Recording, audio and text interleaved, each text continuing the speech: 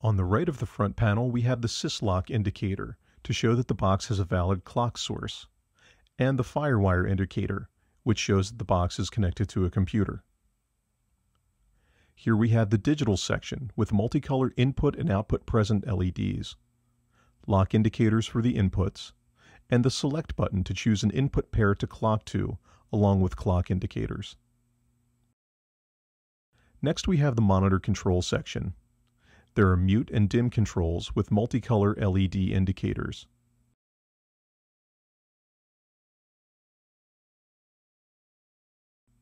By turning the encoder, we change the level of the monitor controller. By pressing the encoder, you can switch between the monitor controller and the CANs level. Next to the monitor control section is the headphone jack. And finally, on the front panel, there are two DI inputs that are paralleled with line inputs 1 and 2. They're ultra-high impedance and are jumper selectable for 0, 10, or 20 dB of gain.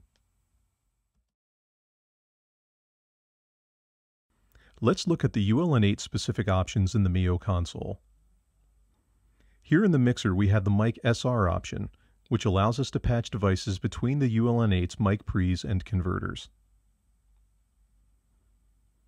If you go to the console window and click on the pull-down menu for the ULN-8, you now have an option for front panel preferences.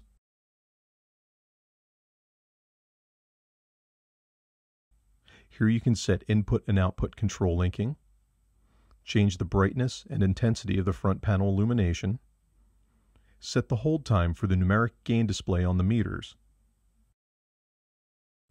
set the clip hold time, input and output clip thresholds between 0 and -6 dB, and set the encoder step values for when the encoder is turned normally and when it is turned while pressed. Finally, if we go to the recording preferences, we have an option to timestamp files. When this is turned on and the file format is set to BWF, we can select LTC as the source, the input device, which is the ULN-8, and we can set the source to be the SMPTE input. When there is valid timecode present, the recorded files will be timestamped for easy spotting in the DAW of your choice. I hope you've enjoyed this tour of the ULN-8 and its features. For more information, visit mhlabs.com.